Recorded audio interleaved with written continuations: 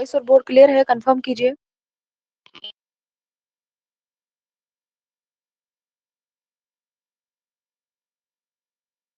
Voice और board clear है।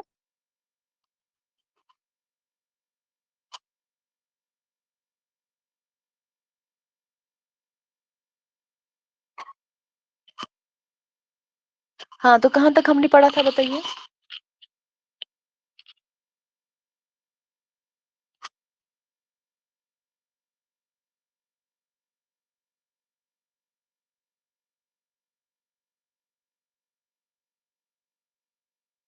कहाँ तक पढ़ा था हमने कल?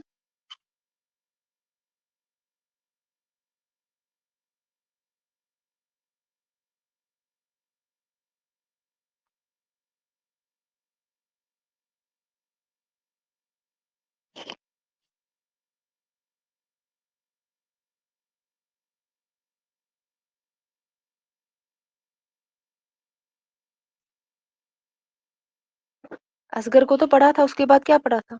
आपको इतना नहीं याद है कल हमने क्या पढ़ा था?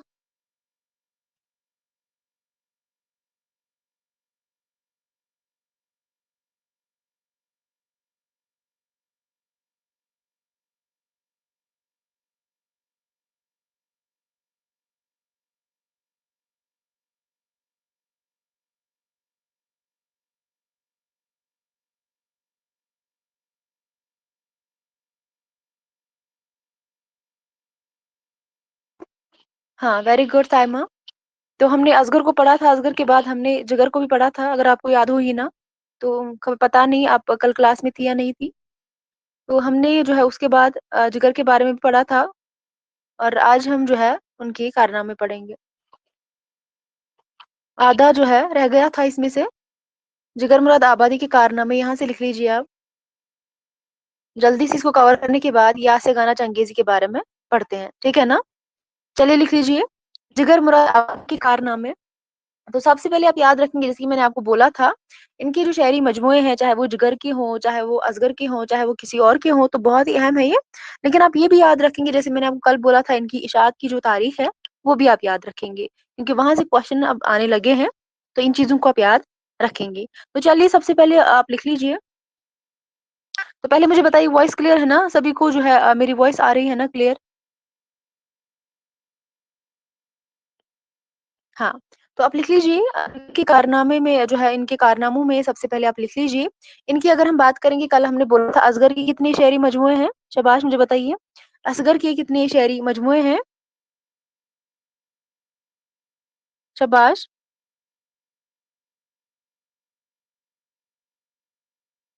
असगर के कितने शेरी मजमूए हैं? तो दो है। और अगर हम बात करेंगे जिगर की, तो जिगर के जो शेरी मजमूए हैं तीन है। जिगर के जो टोटल शेरी मजमूए हैं वो कितने हैं? तीन जो है इनके शेरी मजमूए हैं। जिगर का कलाम तीन मजमू की शक्ल में शाया हुआ था। तो पहला जो था, क्या नाम था उसका? पहला जो था दागे जिगर। पहला क्या था? दागे जिगर था पहला। बहुत अहम है ये सारे के सारे। दागे जिगर 1922 ईस्वी। ठीक है ना? दागे जिगर 1922। उसके बाद जो दूसरा इनका जो है मजमुआ है, वो है शोलाई तूर। दूसरा कौन सा है? शोलाई तूर। ये इनका दूसरा मजमुआ है। और तीसरा कौन सा है जो कि बहुत ही अहम है, आप सभी को पता होगा, हमारे निसाब में शामिल भी है वो? बताइए, जो इनका तीसरा जो है कलाम है, जो तीसरा मजमू कलाम है इनका, वो कौन सा है बताइए? पहला है दागे जिगर, दूसरा है शौलाई तूर, और तीसरा है आतिश गुल। ये आतिश गुल जो है बहुत ही अहम है। इनके हवाले से अगर हम देखेंगे, जिगर मुराद आबादी के हवाले से, तो पहला है दागे जिगर, दूसरा है शौलाई तूर। दागे जिगर 1922, शौलाई तूर 1932। ठीक है? 10 साल बाद शौले तूर 1932 और आतिश गुल 1958। लिख लीजिए, आतिश गुल, आतिश गुल 1958। क्लियर हुआ? जिगर का कलाम जो है तीन मजमू में की शक्ल में जो है क्या हुआ था, शाया हुआ था। तो अगर असगर की बात करेंगी, उनका जो है 2 जो है मजमूओं की शक्ल में शाया हुआ था। जिगर का 3 जो है 3 मजमूओं की शक्ल में जो है उनका कलाम जो है शाया हुआ था। पहला जो था दागे जिगर था 1922, और दूसरा जो था शोले तूर 1932, और तीसरा जो था आतिशे गुल 1958। ये तीनों आप याद रखेंगे, लेकिन आप तारीख भी याद रखेंगे। ठीक है ना? लेकिन इशात की डेट है ये। इनको कब शाया किया गया था? ये तारीख है, हाँ, याद रखिएगा, बहुत ही अहम है। ये चीज़ पे आप ज़्यादा ध्यान आप देंगे, क्योंकि आपको पता है ये जो एग्ज़ाम हुआ था हाल ही में, जून वाला एग्ज़ाम जो है री-एग्ज़ाम हुआ था, उसमें ऐसे क्वेश्चन्स पूछे गए थे। इशाअत के हवाले से आपको बताया गया था, तरतीब के साथ लगाना था क्वेश्चन्स को। तो आप इन चीज़ों को याद रखेंगे, बहुत ही अहम है। तो यहाँ तक सभी ने लिख लिया, पहले मुझे बताइए, इनके जो 3 शेरी मजमूए हैं, दागे जिगर है, शोले तूर है, आतिशे गुल है। 22, उसके बाद 1932 और 1958 आतिशे गुल। उसके बाद चलिए आगे बढ़ते हैं। पहले मुझे बताइए अदनान, आपका टेस्ट जो है उसके बारे में मुझे बताइए। आपके नंबर जो है 10 जो है आपके छूट गए थे। 10 क्वेश्चन्स आपके छूट गए थे। तो उनमें से आपने बोला था 2 क्वेश्चन्स का आंसर जो है वो जो है गलत हुआ था। तो 8 जो है वो कैसे गलत हो गए थे आपके, ये मुझे बताइए? एक्चुअली उनका आंसर जो है गलत नहीं दिया गया था, पता नहीं वो जो है अपलोड करने के बाद उसका क्या हो गया था। अपलोड करने के टाइम जो है उनको वहाँ पर गलती हुई थी वो। नहीं बचे, 3 ही नहीं छूटे थे, आपके 40 ही मार्क्स आए थे ना, 50 में से 40 मार्क्स आए थे, तो कैसे 3 ही छूटे थे फिर? नेगेटिव मार्किंग तो है नहीं। लेकिन आप अटेम्प्ट तो किए थे 47 आपने, लेकिन आपके तो 40 ही मार्क्स है ना, वही ना आपके गलत है। अगर मैं मानती हूँ, चले वो 2 आपको पता थे तो वो गलत उनका आंसर दिया गया था, तो फिर भी आपके 8 क्वेश्चंस गलत हुए हैं। आपके 8 क्वेश्चंस क्यों गलत हुए हैं? नहीं, मैं आपको अपना रिजल्ट दिखा देती हूँ, क्योंकि आपके 40 मार्क्स ही है।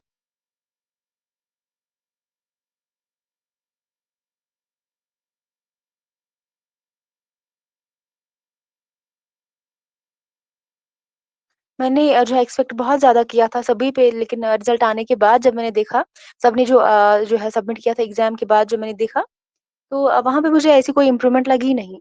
तो मुझे लगा बस शायद या तो मुझे पढ़ाना नहीं आता है, या आपको समझ में नहीं आता है। तो एक ही बात हो सकती है ना, तो मुझे पढ़ाना नहीं आता है, तो या तो आप लोगों को समझ में नहीं आता है, तो आप लोगों का कोई इश्यू होगा, बस 2 ही चीज़ें हैं। तो मेरे ख़्याल से फ़ुज़ूल ही जाता है हमारे टेस्ट करना, जो बच्चों की तरह एक-एक पॉइंट को लिखाना। तो अगर हम देखेंगे बिल्कुल जो है छोटे बच्चों का काम है ये। जैसे एक-एक पॉइंट करके हम लिखते हैं, तो आपको असल में अगर हम देखेंगे एग्ज़ाम अगर आपको क्वालीफ़ाई करना है, तो आपको जो है खुद से बहुत ज़्यादा पढ़ना होगा। ये मायने नहीं रखता है मैं आपको क्लास में कितना पढ़ाऊँगी, और ज़रूरी नहीं है जितना मैं आपको पढ़ाऊँगी बस उतना काफ़ी है। मैंने आपको पहले ही बोला है, जितना आप पढ़ेंगी आपके लिए बेहतर है। नहीं, मुझे लगता था कि हम यूनिट कंप्लीट करने के बाद आपका टेस्ट लेंगे, आपकी जो है प्रैक्टिस भी हो जाएगी। कोई बच्चा मुझे बता रहा था, मैम ये जो है मुझे समझ नहीं आ रहा था ये पैटर्न। तो कौन-सा बच्चा ऐसा होगा जिसको ये पैटर्न पता नहीं है, वो एग्ज़ाम में बैठेगा तो ज़ाहिर-सी बात है अगर उसको आएगा भी कुछ, तो नहीं कर पाएगा। कैसे कर पाएगा जब बच्चे जो है अवेयर ही नहीं है कि पैटर्न किस टाइप का है, किस टाइप के क्वेश्चंस पूछे जाते हैं। यहाँ पर के जब हम कोई एग्ज़ाम देना चाहते हैं, चाहे वो कोई भी कॉम्पिटिटिव एग्ज़ाम हो, तो क्या करते हैं हम सबसे पहले उसका सिलेबस डाउनलोड करते हैं। सिलेबस के बाद उसके प्रीवियस से पेपर्स देखते हैं, किस टाइप का पेपर बनता है। लेकिन 2 महीने एग्ज़ाम बाकी है, तो ऐसे भी क्लास में बच्चे हैं जिनको पता नहीं है कि पेपर किस टाइप का आता है। मैंने बोला भी था प्रीवियस ईयर क्वेश्चंस को आप देखेंगे, वहाँ से बहुत क्वेश्चंस जो है आपके पेपर में होंगे, आपके टेस्ट में होंगे। लेकिन मुझे ऐसा कुछ नहीं लगा फिर। मैं आपको हर एक क्वेश्चन बताऊँगी जो प्रीवियस ईयर से जुड़ा है। कोई भी क्वेश्चन ऐसा नहीं है जो प्रीवियस ईयर क्वेश्चन पेपर से जुड़ा नहीं है, लेकिन बदकिस्मती ये है कि आप लोग पढ़ते नहीं हैं। हाँ, आप लोगों का पीजी चल रहा है, ऐसी बात नहीं है, तो ऐसा नहीं है कि बस आप लोग ही हैं जो दूसरा काम जो है दूसरी साइड से करते हैं। यहाँ पे कुछ ऐसे लोग भी हैं जो जो है बहुत सारे काम जो है एक साथ करते हैं। ये तो कुछ भी नहीं, आप पीजी आपका चल रहा है, तो यहाँ से आपको जो है सोचना चाहिए ना क्या करना है, कैसे अपने टाइम को जो है मैनेज करना है, कैसी चीज़ें कौन-सी चीज़ें कब करनी है। लेकिन जब भी मैं देखूँ तो मैम आज क्लास नहीं कर पाएँगे, कल वो है, आज ये है। इतना टाइम मैंने दिया था, फिर भी संध्या बता रही थी मैम आपने 1 दिन पहले ही टेस्ट लिया था। शायद सरप्राइज़ टेस्ट है। तो मतलब मुझे नहीं लगता है कि आप लोग मैच्योर हैं। वैसे तो अगर उम्र से देखा जाए तो आप लोग काफ़ी बड़े हैं, लेकिन दिमाग आपका वही बच्चों वाला ही है।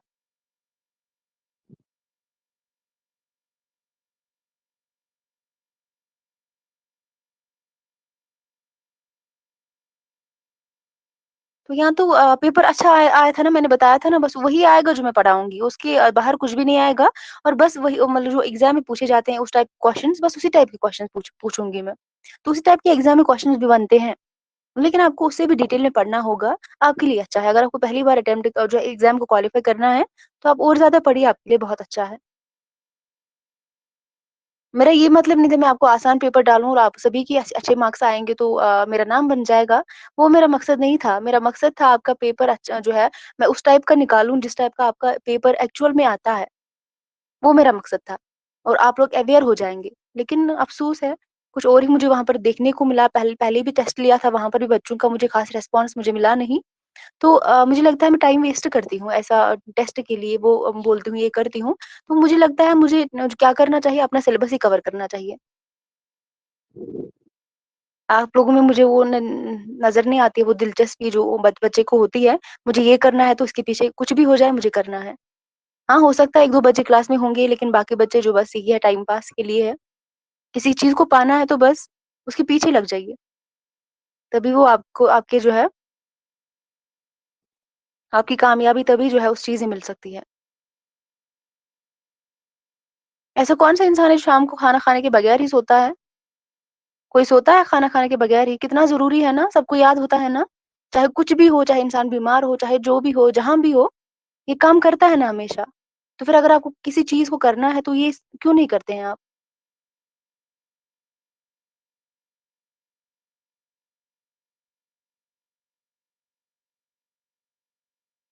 एक दिन में क्या रिवाइज़ होता संध्या? मैंने पहले ही बोला था ना, आपने बहुत ज़्यादा टाइम लिया था। तो मैं चाहती थी इस यूनिट को भी कंप्लीट करेंगे तो तब तक मैं पेपर को भी रेडी रखूँगी। आप लोग जो है एक दिन जो है साथ-साथ रिवाइज़ करेंगे। आज हमारा ये यूनिट कंप्लीट हो जाएँगे तो अगले दिन क्या करेंगे, हम आपका टेस्ट लेंगे। लेकिन जब उतना टाइम लेने के बाद भी आपने टेस्ट में जो है उतना मुझे आपका रिस्पॉन्स नहीं दिखा, तो मुझे लगता है बेकार ही है।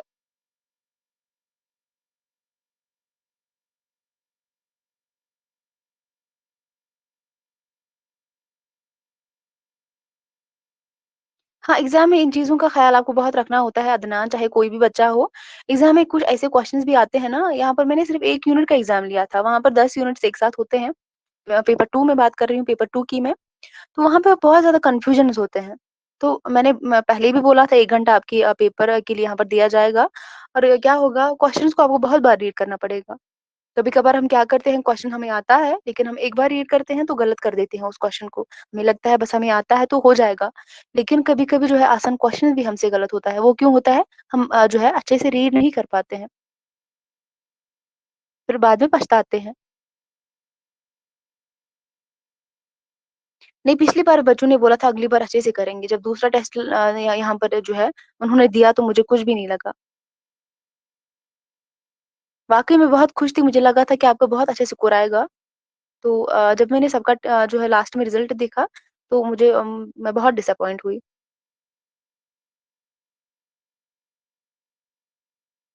तो चलिए पढ़िए। वो तो मुझे दिखा ना, अगर मैं मेहनत करती तो वो मुझे दिखता अब में, लेकिन वो मुझे एक बच्चे पे भी नहीं दिखा।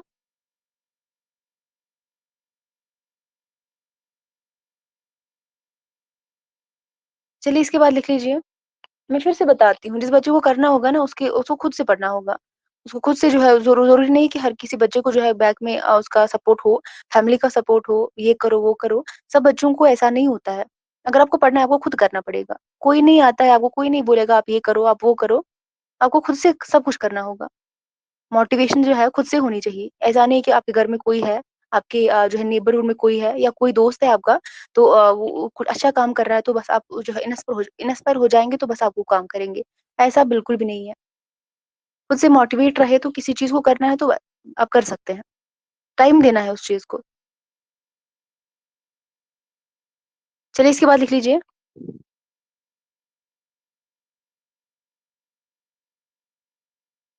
यहाँ तो सभी ने लिख लिया ना, बताइए?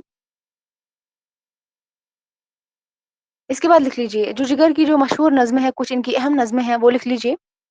जिगर की मशहूर नज़्में, इनमें सबसे पहले आप लिख लीजिए जमहूरियत, जिसको आप डेमोक्रेसी बोलते हैं।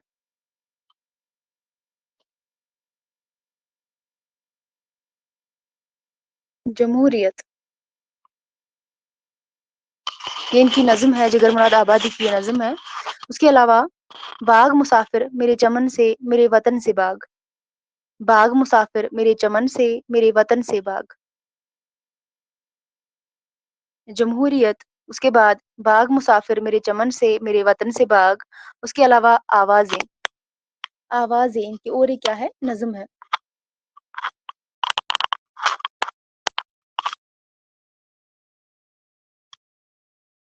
आवाज़ें इनकी और एक क्या है?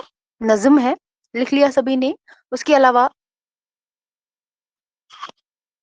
नेक्स्ट लिख लीजिए गुज़र जा, गुज़र जा, ये भी इनकी एक नज़्म है। गुज़र जा इनकी और एक नज़्म है। इसके अलावा नवाए वतन, नवाए वतन, नवाए वतन। मैंने कल भी बोला था जिगर और असगर के हवाले से इनके शेरी मजमूए आप याद रखेंगे, यहाँ से क्वेश्चन बनता है। बस आप इनकी इशात की तारीख भी याद रखेंगे, तो अब ये भी इम्पोर्टेंट है, ठीक है ना? इसके बाद जो है ये कुछ नज़्में हैं, जैसे कि ऐलान जमहूरियत है, बाग मुसाफिर मेरे चमन से, मेरे वतन से बाग, आवाज़ें हैं। उसके अलावा मैंने बोला गुज़र जा, नवाए वतन है। ये सारी चीज़ें आप इनके हवाले से याद रखेंगे तो इतना काफ़ी है।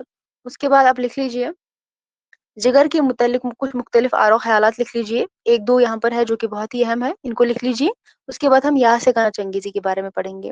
जिगर के मुतल्लिक मुख्तलिफ आरो ख़यालात। शाबाश! जल्दी से लिख लीजिए, टाइम हमारे पास बहुत कम है।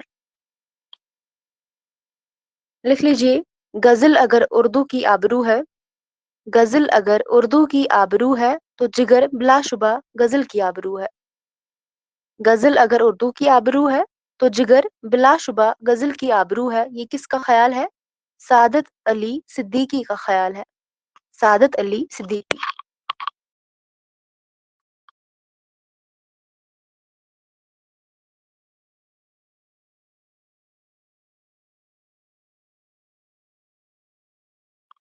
सादत अली सिद्दीकी का ख़याल है, इन्होंने क्या कहा है जिगर के बारे में? गज़ल अगर उर्दू की आबरू है, तो जिगर बिलाशुबा गज़ल की आबरू है। लिख लिया सभी ने?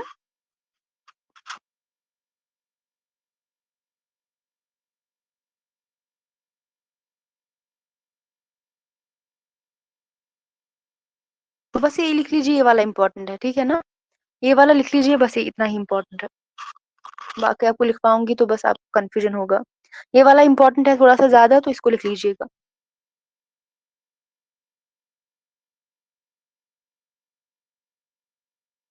आपकी फर्स्ट पेपर की क्लास होती है ना?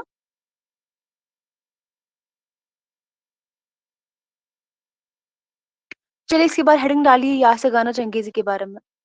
या से गाना चंगेज़ी।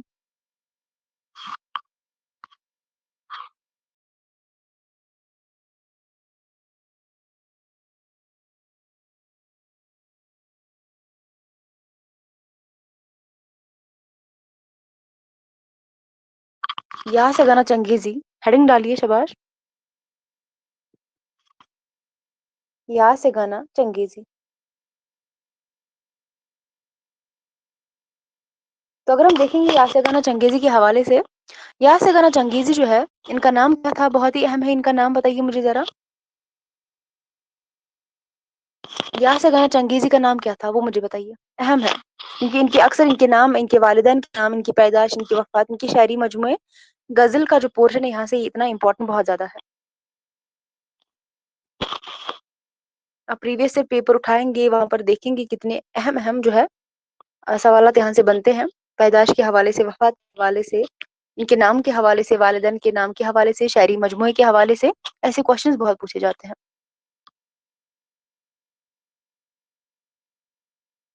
Very good.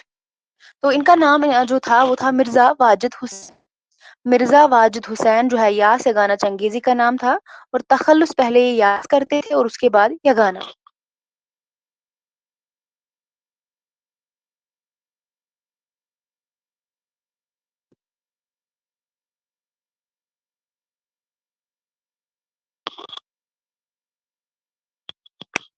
नाम इनका था मिर्ज़ा वाजिद हुसैन और तख़ल्लुस पहले क्या करते थे?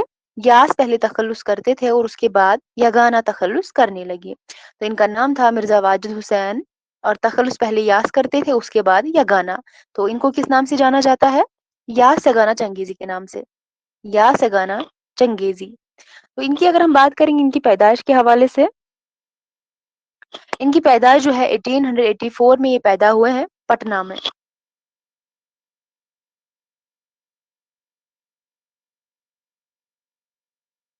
पटना में ये 1884 में पैदा हुए हैं। 1 सेकंड।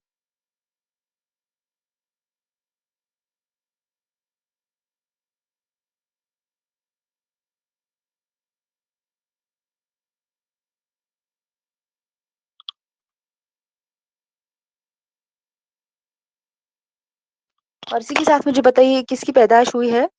1884 में। शाबाश। और किसकी पैदाइश हुई है 1884 में? गज़ल गो शायर है वो भी। यासिर गना चंगेज़ी 1884 में पैदा हुए हैं पटना में और वो कौन से गज़ल गो शायर है जिनकी पैदाइश 1884 में हुई है? वेरी गुड, असगर है। कल ही हमने पढ़ा था। तो यासिर गना चंगेज़ी 1884 में जो है पटना में ये पैदा हुए थे, पटना के मोहल्ला मगलपुरा में। पटना में ये पैदा हुए थे यासिर गना चंगेज़ी और इनका जो इंतकाल हुआ था लखनऊ में हुआ था 1956। इनका जो इंतकाल हुआ था 1956 ईस्वी में, कहाँ पर? लखनऊ में इनका इंतकाल हुआ था। नाम इनका था मिर्जा वाजिद हुसैन, तखल्लुस यास करते थे, उसके बाद यगाना। लेकिन किस नाम से जाने जाते हैं? यास यगाना चंगेजी के नाम से जाने जाते हैं, ठीक है ना? और उसके बाद बात करेंगे 1884 ईस्वी में पटना में ये पैदा हुए हैं और लखनऊ में इनका इंतकाल हुआ था 1956 में। यहाँ तक लिख लिया सभी ने?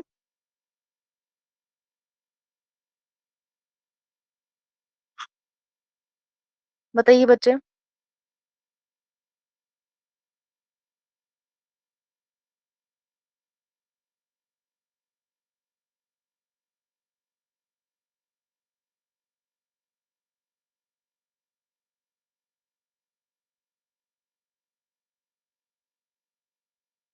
इसके बाद लिख लीजिए।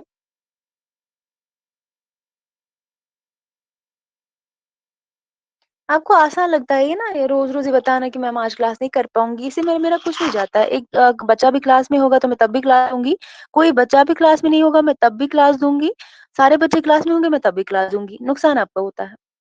ठीक है ना? तो 1956 इसमें लखनऊ में इनका इंतकाल हुआ था और उसके बाद आप लिखेंगे जो मिर्ज़ा यगाना के जो वालिद थे, 1 सेकंड आप वेट करें, अज़ान हो रही है।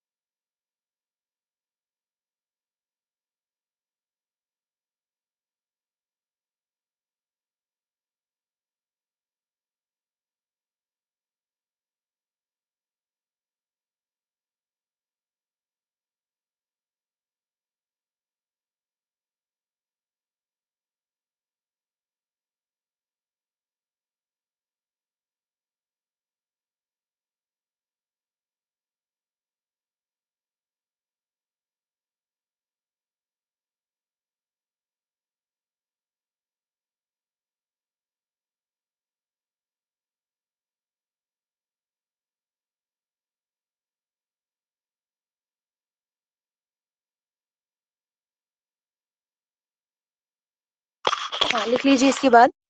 तो हम बात कर रहे थे इनका जो इंतकाल हुआ था 1956 में इनका इंतकाल हुआ था लखनऊ के अंदर और उसके बाद हमने बताया था जो मिर्जा क्या थे, इनका नाम क्या था? मिर्जा वाजिद हुसैन जो थे, इनके वालिद का क्या नाम था? तो इनके जो वालिद का नाम था वो मिर्जा गुलाम हुसैन इनके वालिद का नाम था। खुद इनका नाम था मिर्जा वाजिद हुसैन, लेकिन इनके वालिद का नाम था मिर्जा गुलाम हुसैन, ठीक है? इनके वालिद का नाम था, जो कि उर्फ मिर्जा प्यारे साहब थे। उर्फी नाम उनका क्या था? मिर्जा प्यारे साहब। उर्फी उर्फ नाम जो है, उर्फ में जो है इनको किस नाम से जाना जाता था? यासिर गाना चंगेजी को मुझे बताइए। इनके वालिद को जो है प्यारे साहब यानी कि मिर्ज़ा प्यारे साहब के नाम से जो है इनको जाना जाता था। मुझे बताइए जो वाजिद हुसैन है इनका उर्फ़ी नाम क्या था?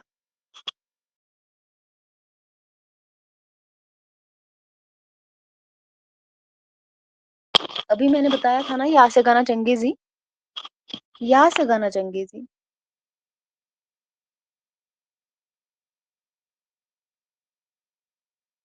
हाँ, या से गाना चंगेज़ी। तो इनके वालिद का नाम था मिर्ज़ा गुलाम हुसैन। इसके बाद आप लिख लीजिए यगाना के जद आला यगाना के जद आला मिर्ज़ा हसन बेग मुगलों के ज़माने में मुगलों के ज़माने में हिंदुस्तान आए थे। जो यगाना के जद थे, ठीक है? जो यगाना के जद आला थे, जिनका नाम था मिर्ज़ा हसन बेग, हुसैन नहीं है, हसन है। मिर्ज़ा हसन बेग जो कि मुगलों के ज़माने में कहाँ आए थे? हिंदुस्तान आए थे। मुगलों के दौर में, जब मुगलों का ज़माना था, दौर था, अहद था, तो उसी ज़माने में जो है ये हिंदुस्तान आए थे, ठीक है ना? और सरकार दहली की फ़ौज में मुलाज़िम हुए। और किस में मुलाज़िम हुए थे? सरकार दहली की फ़ौज में मुलाज़िम हुए थे। इन्हें ख़िदमात के सिले में इन्हें ख़िदमात के सिले में चंद जागीरदाराना चंद जागीरें चंद जागीरें परगना हवेली अजीम आबाद में अता हुई। यहाँ पर मैं लिखूंगी एक सेकंड।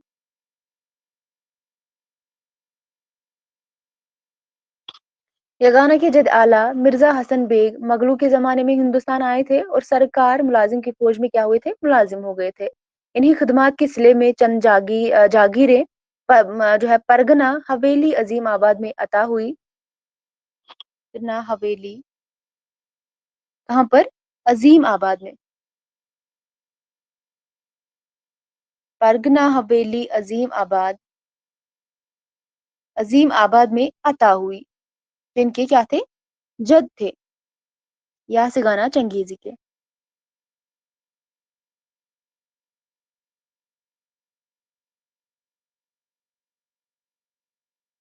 इसके बाद लिख लीजिए नेक्स्ट पॉइंट।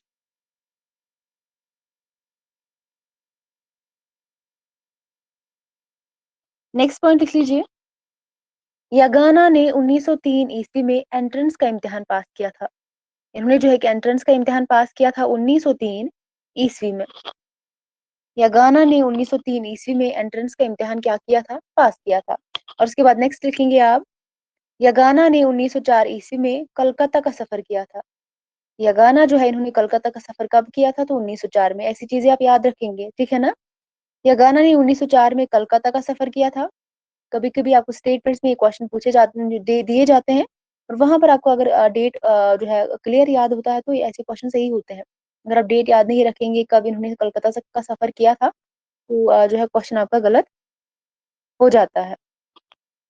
यगाना ने 1904 ईस्वी में कलकत्ता का सफर किया था और मिटिया ब्रिज में वाजिद अली शाह के खानदान के दो अफराद यानी शहजादा मोहम्मद याकूब अली और शहजादा मोहम्मद यूसुफ अली मिर्जा की अंग्रेजी तालीम पर मुकर्रर हुए। मैं फिर से एक बार रिपीट करूंगी। यगाना ने 1904 ईस्वी में कहाँ का सफर किया था? शाबाश। यगाना ने 1904 में कहाँ का सफर किया था बताइए?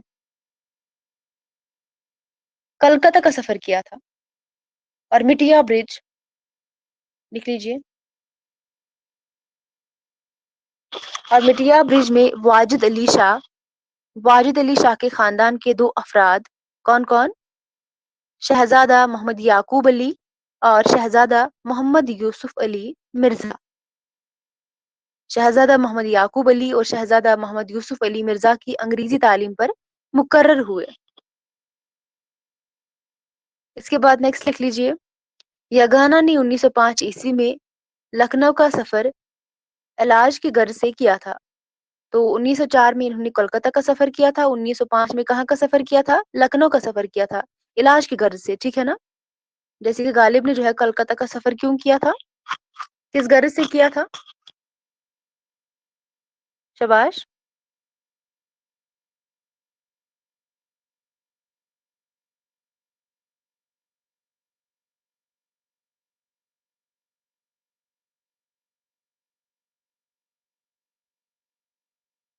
बताइए। Very good. पेंशन की बहाली की गर्ज से। तो यहाँ पर यही बताया गया है, यगाना ने 1904 जो है 5 ईस्वी में लखनऊ का सफर किया था, इलाज की गर्ज से किया था, है ना? और यही ज़िंदगी का बड़ा हिस्सा गुज़ारा था। और यही क्या किया था, लखनऊ के अंदर ही जो है इन्होंने ज़िंदगी का जो लंबा सफर है, जो है ज़िंदगी का जो बड़ा हिस्सा है, इन्होंने जो है लखनऊ के अंदर ही गुज़ार दिया था फिर। तो इलाज की गर्ज से आए थे, लेकिन उसके बाद जो ज़िंदगी का जो इनका ज़्यादातर हिस्सा गुज़रा है, वो लखनऊ के अंदर ही गुज़रा है।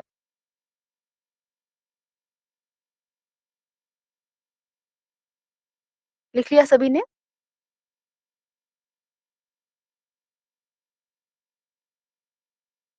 चलिए उसके बाद लिख लीजिए, नेक्स्ट लिख लीजिए, यगाना ने लखनऊ में यगाना ने लखनऊ के नामवर हकीम मबाहिसा गुलजार नसीम यानी मौरिकई चकबस्त व शरर के मुरत्तब हकीम मिर्जा मोहम्मद शफी की बेटी कनीज हुसैन से शादी की थी 1903 ईस्वी में। बस अब याद रखेंगे, जो यासिगना चंगेज थे, इनकी शादी किसके साथ हुई थी? कनीज हुसैन के साथ हुई थी। इनके वालिद का क्या नाम था? कनीज हुसैन की जो वालिद थे इनके, जो हकीम मिर्जा मोहम्मद शफी, इनके वालिद का नाम था। इन्हीं की बेटी से, कनीज हुसैन से, यगाना की शादी हुई थी 1913 ईस्वी में। बताइए मुझे, 1913 ईस्वी में यगाना जो है इनकी उम्र कितनी थी? कितने साल की थी ये?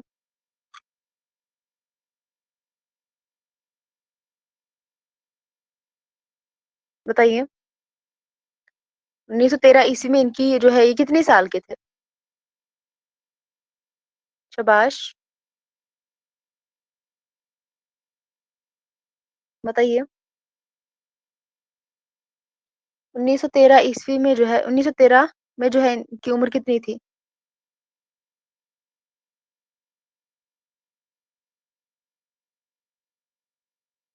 हाँ, 29। 1884 में इनकी पैदाइश हुई है।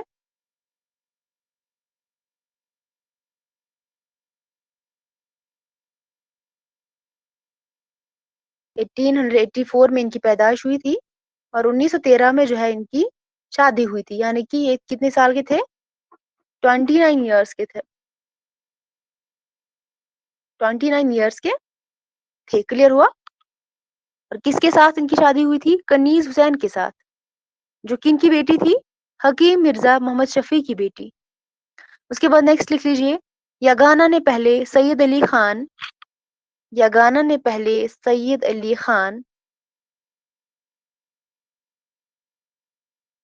यगाना ने पहले सैयद अली खान बेताब अजीम आबादी यगाना ने पहले सैयद अली खान बेताब अजीम आबादी से मशवरा सखन किया, फिर शाद अजीम आबादी से इस्लाह सखन ली।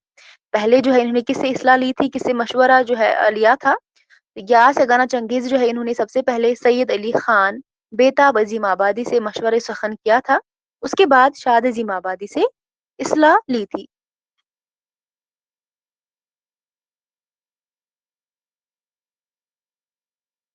लिख लिया? पहले सईद अली खान बेताब अजीम आबादी से, उसके बाद शाद अजीम आबादी से। चलिए इसके बाद लिख लीजिए, यगाना ने 1920 से 21 ईस्वी से लेकर 1920 या 21 ईस्वी से लेकर 1927 तक यास और यगाना दोनों तखल्लुस इस्तेमाल किए थे। मैंने आपको सबसे पहले क्या बोला था? इन्होंने पहले कौन सा तखल्लुस इस्तेमाल किया था? यास, और उसके बाद यगाना।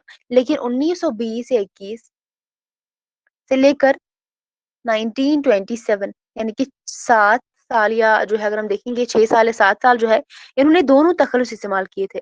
कहीं-कहीं पर फिर यगाना तखल्लुस की इस्तेमाल करते थे, और कहीं पर यास जो है इनका तखल्लुस था वो इस्तेमाल करते थे। यानी कि जो है 6-7 सालों में जो है इन्होंने दोनों तखल्लुस का इस्तेमाल किया था। यगाना ने 1920 से 21 ईस्वी से 1927 तक यास और यगाना दोनों तखल्लुस इस्तेमाल किया। उसके बाद 1927 ईस्वी में यास तखल्लुस बिल्कुल तर्क कर दिया था। तो पहले मैंने ऊपर क्या बताया था, ये पहले यास तखल्लुस इस्तेमाल करते थे, लेकिन 1927 ईस्वी में जो है इन्होंने ये तखल्लुस क्या किया था? तर्क कर दिया था, छोड़ छोड़ दिया था। याज़ जो इनका तख़ल्लुस था, इन्होंने तर्क कर दिया था 1927 में। 1927 में याज़ जो है तख़ल्लुस बिल्कुल तर्क करके सिर्फ़ यगाना इस्तेमाल करने लगे। याज़ के बाद क्या ये तख़ल्लुस इस्तेमाल करने लगे? यगाना।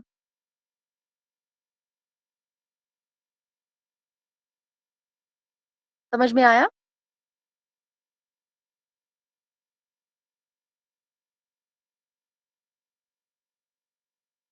हाँ, तो ये आप याद रखेंगे इन्होंने जो है कब ये तख़ल्लुस छोड़ा था याज़ 1927 में। लेकिन दोनों तख़ल्लुस का इस्तेमाल जो है 6-7 साल तक करते रहे, यानी कि 1920 से लेकर 1927 तक दोनों तख़ल्लुस जो है इन्होंने इस्तेमाल किए हैं। लेकिन फिर जो है याज़ तख़ल्लुस इन्होंने छोड़ा था 1927 में, उसके बाद ये यागाना तख़ल्लुस इस्तेमाल करने लगे। उसके बाद नेक्स्ट लिख लीजिए, शराय लखनऊ। शराय लखनऊ चूँकि गालिब के मुक़ल्लिद थे, सॉरी। शौराए लखनऊ चूँकि गालिब के मुक़ल्लिद थे, इसलिए यगाना अपने आप को क्या कहते थे बताइए? कई बार हम डिस्कस कर चुके हैं, यहाँ पर आपको कन्फ्यूज़न भी होता था। यगाना अपने आप को क्या कहते थे?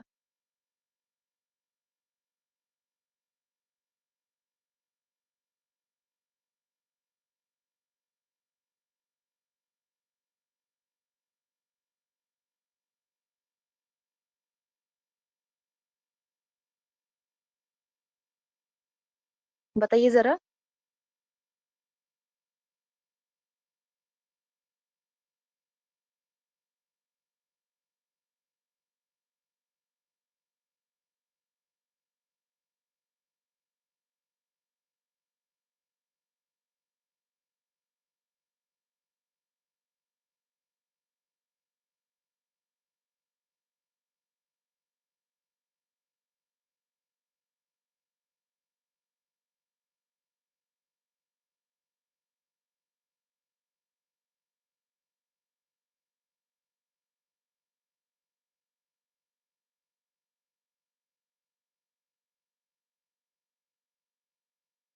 शौराए जो लखनऊ है यानी कि गालिब की हम बात कर रहे हैं, ये यहाँ से कहना चंगेज़ी इनके मुक़ल्लिद थे, गालिब के।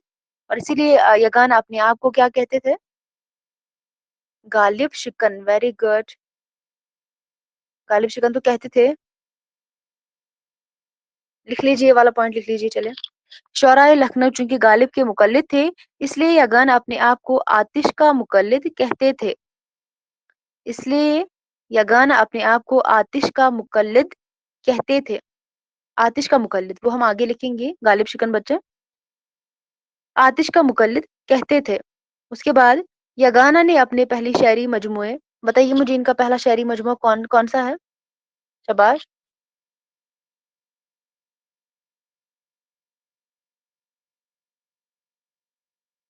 Very good Adnan. तो आतिश गुलाम हमदानी मुसफ़्फ़ी, ठीक है ना?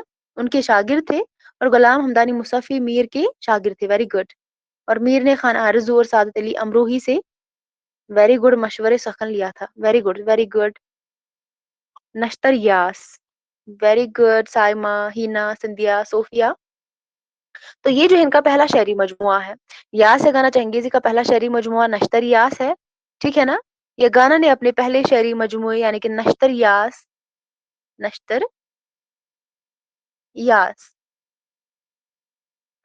1914 के सरवरक पर 1914 के सरवरक पर अपने नाम से पहले खाक पाए आतिश लिखा है। सरवरक पर इन्होंने जो है अपने नाम से पहले क्या लिखा था? खाके पाए आतिश लिखा है या से गाना चंगेज़ी ने। फिर से एक बार रिपीट करती हूँ। यगाना ने अपने पहले शायरी मजमूए नश्तर यास 1914 उसके सरवरक पर अपने नाम से पहले खाक पाए आतिश लिखा है। किसने? यगाना ने।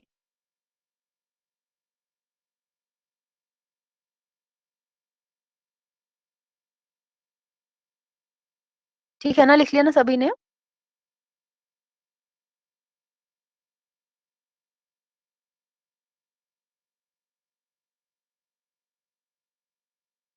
चलिए बच्चे जल्दी से लिख लीजिए। यगाना ने अपने पहले शायरी मजमूए नश्तर यास 1914 के सरवरक पर अपने नाम से पहले खाक पाए आतिश लिखा है। उसके बाद चिरागे सखन। आपको समझ में आता है ना? मैं ज़ोर से बातें तो नहीं करती हूँ ना अब। मुझे आदत है ना, मैं फिर भी कोशिश करती हूँ बीच-बीच में मुझे याद आता है, फिर मैं कोशिश करती हूँ धीरे बोलने की। जहाँ पे समझ नहीं आएगा मुझे बताइएगा, सॉरी, क्योंकि मेरी आदत है तो इसका कुछ नहीं हो सकता है, मैं फिर भी कोशिश करती हूँ क्योंकि बहुत जो है बच्चों को फिर समझ में नहीं आता है। चिरागे सखन में चिरागे सखन में अपने आप को आतिश परस्त लिखा है। जो यासा गाना चंगेज़ी है, इन्होंने चिरागे सखन में अपने आप को क्या लिखा है? आतिश परस्त। आतिश आतिश परस्त लिखा है। परस्त इस तरह लिखना है। ठीक है ना बच्चे? ये चिरागे सखन जो है इनकी इन्हीं की तसनीफ है, जो यासे गाना चंगेज़ी है, इन्हीं की ये तसनीफ है। और इसी में जो है इन्होंने अपने आप को क्या लिखा है? आतिश परस्त लिखा है। इसको इस तरह जो है लिख कर रखेंगे, आतिश परस्त। लिख लिया सभी ने यहाँ तक? बताइए मुझे, कहीं पर कोई कन्फ्यूजन है? क्लियर है ना सब? सबको यहाँ तक? आगे बढ़ते हैं, इसको जो है कंप्लीट करेंगे आज इंशाल्लाह।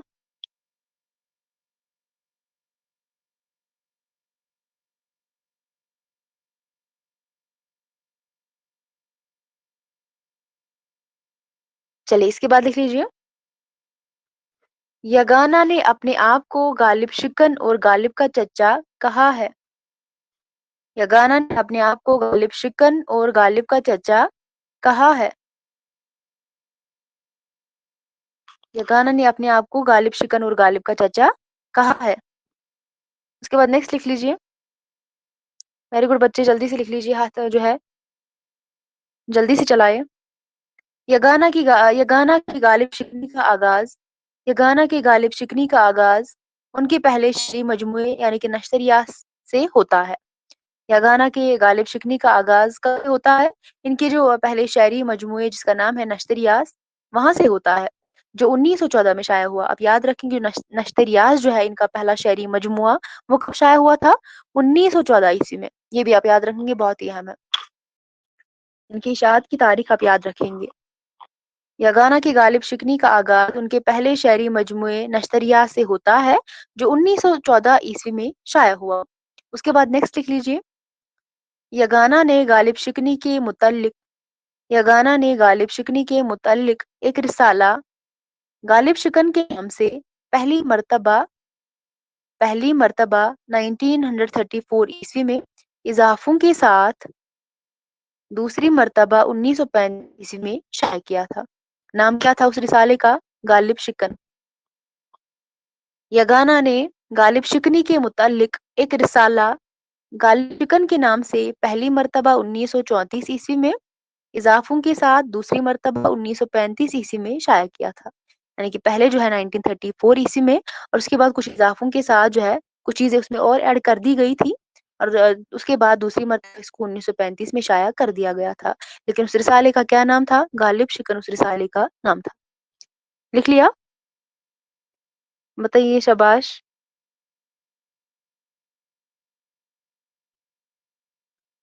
शाबाश, बताइए, सभी ने लिख लिया? हाँ बच्चे, ये बात आपने सही कही, जो अजीमाबाद वाले जो सारे हैं ना, वो गालिब को क्या कर रहे हैं? फॉलो कर रहे हैं। चाहे काजी अब्दुल वदूद हो, कलीमुद्दीन हो, या सगाना चंगेजी हो। Very good, very good. तो इस तरह की चीजें आपको तभी समझ में आती है जब आप मुताला करते हैं, जब आप पढ़ते हैं। बहुत अच्छी बात है ये अदनान, मुझे बहुत अच्छा लगता है। उसके बाद नेक्स्ट लिख लीजिए, शाबाश। यहाँ तक पहले सभी ने लिख लिया ना? यगाना ने पहली मर्तबा अपने नाम के साथ चंगेजी का इजाफा कब किया था? 1932 ईस्वी में। पहली बार इन्होंने जो है अपने नाम के साथ चंगेजी कब जोड़ा था, इसका इजाफा कब किया था अपने नाम के साथ? तो 1932 ईस्वी में।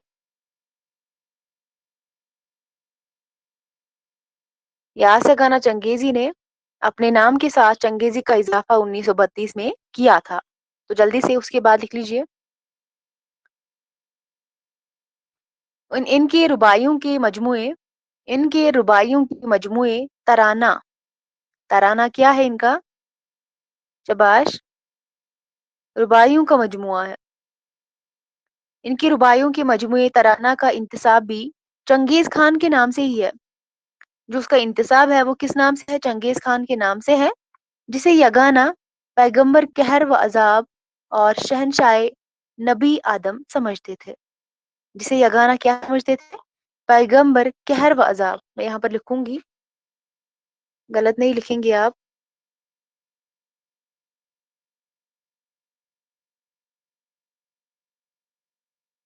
मीम है यहाँ पर, ठीक है?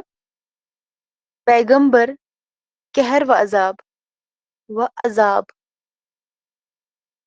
पैगंबर, कहर व अज़ाब और शहंशाह नबी आदम, शहंशाह नबी आदम समझते थे। उसके बाद नेक्स्ट लिख लीजिए।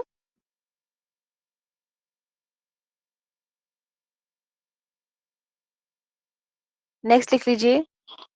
हाँ बच्चे, सॉरी, बनी आदम है, सॉरी, बनी आदम है, सॉरी। लिख लिया ना सभी ने? मैं यहाँ पर लिखती हूँ। सॉरी, कभी कभी बोलने में भी गलती हो जाती है। तो पैगंबर, कहर, अजाब और शहंशाह, गलत नहीं लिखना। वेरी गुड बच्चे। इसी तरह आप अटेंटिव रहा करें क्लास में, कभी कभी गलती होती है तो। बनी, शाबाश, आदम। उसके बाद नेक्स्ट लिख लीजिए। यगाना ने 1919 में अंजुमन खासाने अदब, अंजुमन खासाने अदब के नाम से एक अदबी अंजुमन बनाई। किसने? यासे गाना चंगेजी ने।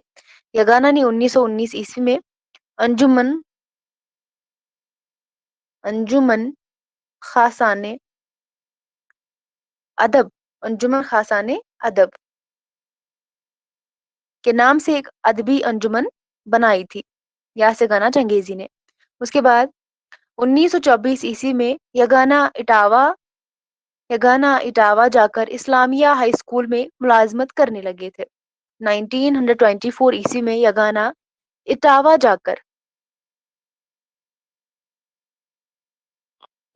जाकर इस्लामिया हाई स्कूल में मुलाजमत करने लगे थे 1924 ईस्वी में। ठीक है ना? इसके बाद नेक्स्ट लिख लीजिए। Very good Adnan, Saima. तो इसके बाद नेक्स्ट लिख लीजिए। यगाना ने इटावा से रिसाला जारी किया था, उसका क्या नाम था? ये बहुत अहम पॉइंट है। इन्होंने इटावा से ही फिर एक रिसाला जारी किया था, जिसका क्या नाम था बताइए मुझे।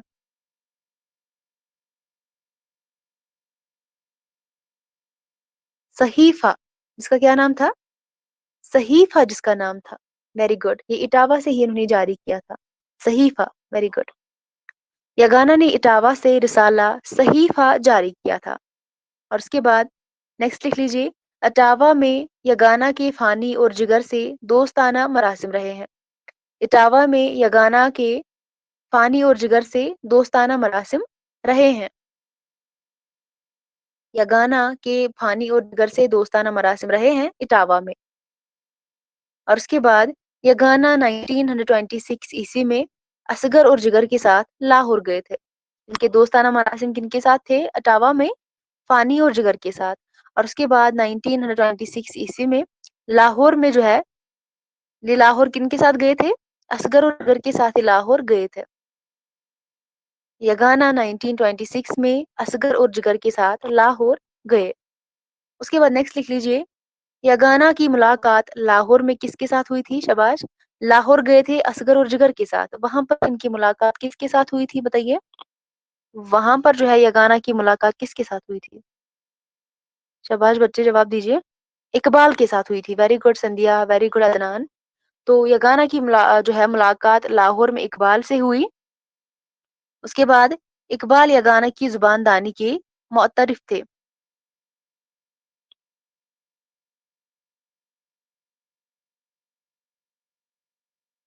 और यगाना की मुलाकात जो है लाहौर में किसके साथ हुई थी? गालिब के साथ हुई थी। और इकबाल यगाना की जुबानदानी के मुअत्तरिफ थे। उसके बाद नेक्स्ट लिख लीजिए। यगाना 1927 में हैदराबाद गए थे। कब गए थे हैदराबाद ये? 1927 ईस्वी में ये हैदराबाद गए थे। इम्पोर्टेंट है ये, है ना? यगाना जो है इन्होंने हैदराबाद का सफर कब किया था? 1927 में। और उसके बाद यगाना अवध अखबार से भी वाबस्ता रहे हैं। अवध अखबार जो है उसके साथ वाबस्ता रहे हैं। यास यगाना चंगेजी। यास यगाना चंगेजी अवध अखबार से भी वाबस्ता रहे हैं। अब बताइए मुझे, इन्होंने लखनऊ का सफर किस गर्ज से किया था और कब किया था, बताइए।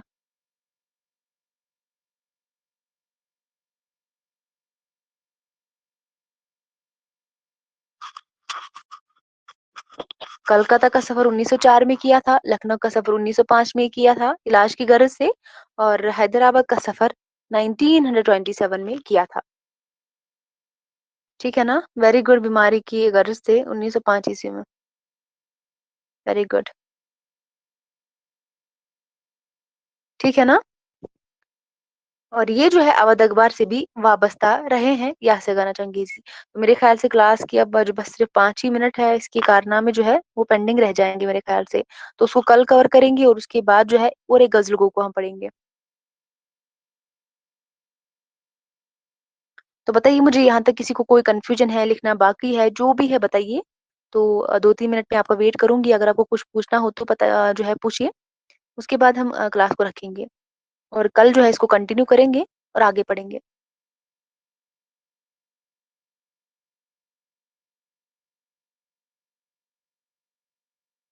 तो बताइए बच्चे, किसी को कोई कंफ्यूजन है? आलिया, संध्या, साइमा, अदनान, जेबा, हिना, सोफिया, चमन जहां, अब्दुल।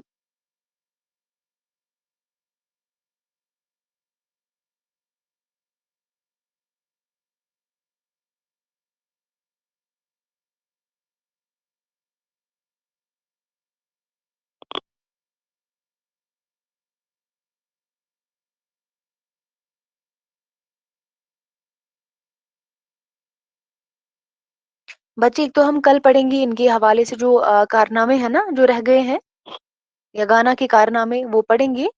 और उसके बाद जो है क्या रह गया था हमारा, पीछे कुछ रहा था हमारा। सिलेबस है किसी के पास, पहले मुझे बताइए। वली मीर गालिब मोमिन, शाद को पढ़ना बाकी है ना? शाद को शायद पढ़ना बाकी है।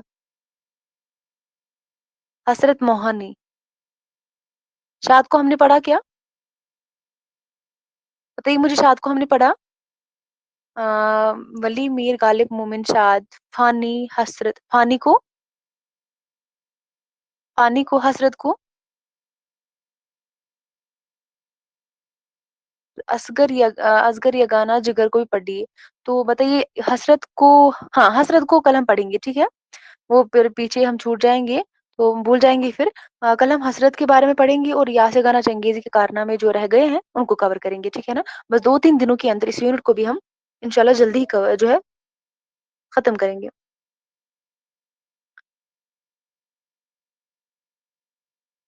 क्या बची नोटिस बोर्ड पे क्या डाल दिया जो है करूं मैं? नोटिस बोर्ड में क्या जो है डाल देना है, बताइए।